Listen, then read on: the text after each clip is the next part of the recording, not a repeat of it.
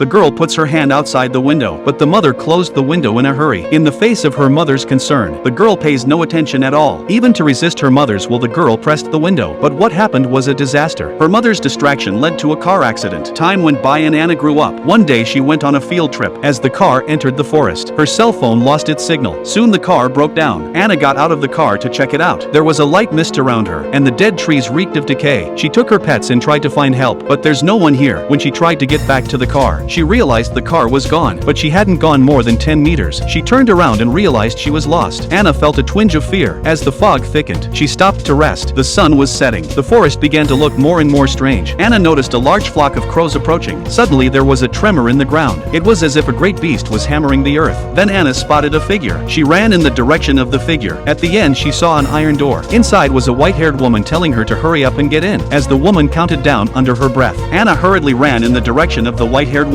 At the last second she managed to get inside. The white-haired woman immediately locked the iron door. There were 3 people standing inside. The old woman says they are lost in the forest like Anna. She said that there was something terrible in the forest. If she wanted to stay alive, she had to do what she was told. The 4 of them stood in a line facing the mirror. The old lady says there are watchers outside the house, and they're watching the house. It turns out there's a one-way mirror inside the house. The observers can see them clearly from the outside. Then Lisa said, the watchers only come out at night, and they disappear at dawn. Before the sun rises, they must stand in front of the mirror, and the newcomers must walk forward, so that the observer can admire them. There was a noise outside the house, and the old lady said it was the excited applause of the observers. The 4 of them stood neatly in front of the glass. Anna was terrified. She felt that those 3 men were psychopaths. The so-called observers were just a reason to keep them prisoner. When the dawn rose again, Anna ignored everyone's advice. She took her pet and left the cabin. She was convinced she could get out of the forest. Anna headed for the car, but behind her came her mother's voice. Anna was terrified. She ran into the sunlight, but when she reached the top of the hill, she realized that the mountains were endless. The old woman hadn't been lying. There was no way out of the forest. And then the old woman came. She told Anna to go back to the hut, even though the watcher won't show up now. But the miasma of the forest can make you lose yourself. In the forest, the watcher is a predator. She had to get back to the cabin if she wanted to stay alive. And the cabin is like a cage. At nightfall they have to go back to the cage, and they have to show their talents in the mirror. Anna is getting used to it, and she still wants to escape. Lisa has been here for 6 months. The old lady and the boy have been here even longer. Lisa's boyfriend was here once, but the man always wanted to run away. The man finally ran away one day, but he hasn't been seen since. Looking at the hole in the forest, Lisa said it was the watcher's lair.